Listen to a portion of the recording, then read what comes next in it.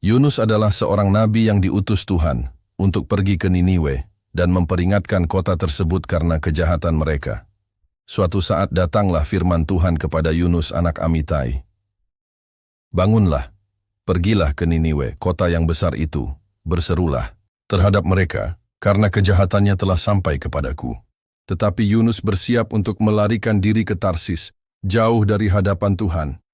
Ia pergi ke Yafo dan mendapat di sana sebuah kapal yang akan berangkat ke Tarsis.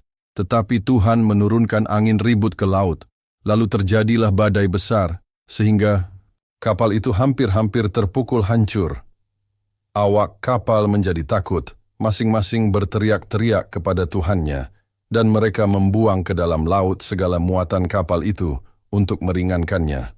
Tetapi Yunus telah turun ke dalam ruang kapal yang paling bawah dan berbaring di situ, lalu tertidur dengan nyenyak.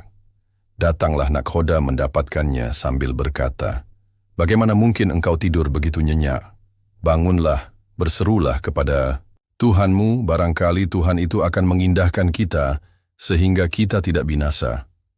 Lalu berkatalah mereka satu sama lain, "Marilah kita buang undi, supaya kita mengetahui, karena siapa kita ditimpa oleh malapetaka ini."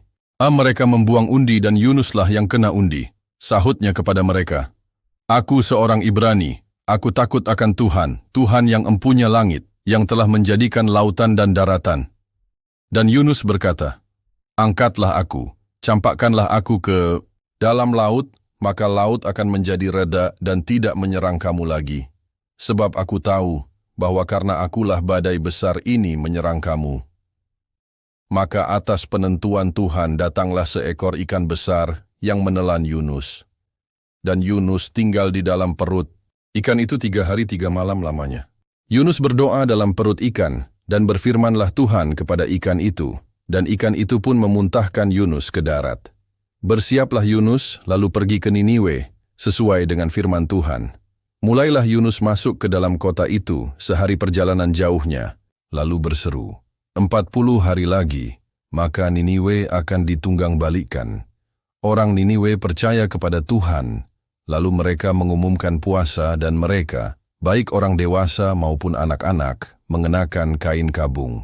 Setelah sampai kabar itu kepada raja kota Niniwe, turunlah ia dari singgasananya, ditanggalkannya jubahnya, diselubungkannya kain kabung, lalu duduklah ia di abu.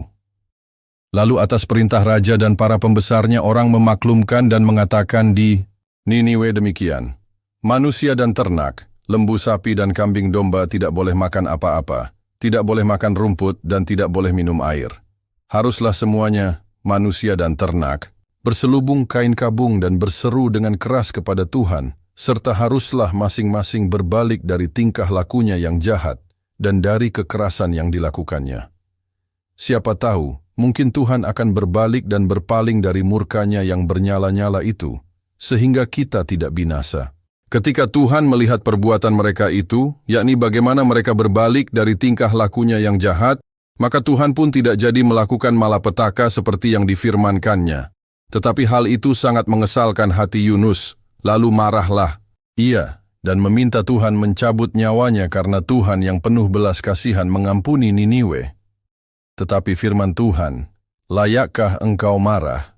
Tuhan memberi contoh kepada Yunus yang senang dengan sebuah pohon jarak, yang tumbuh tinggi menaunginya. Namun pada keesokan harinya, seluruh daun pohon tersebut dimakan ulat, sehingga Yunus tidak bisa berteduh lagi. Lalu Tuhan berfirman, "Engkau sayang kepada pohon jarak itu, yang untuknya sedikit pun engkau tidak berjerih payah, dan yang tidak engkau tumbuhkan, yang tumbuh dalam 1 malam dan binasa dalam 1 malam pula. Bagaimana tidak? Aku akan sayang kepada Niniwe, kota yang besar itu, yang berpenduduk lebih dari 120.000 orang, yang semuanya tak tahu membedakan tangan kanan dari tangan kiri dengan ternaknya yang banyak." Dari cerita Yunus ini kita belajar bahwa Yunus malu karena memberitakan malapetaka kepada Niniwe, namun tidak terjadi karena begitu besar kasih Tuhan.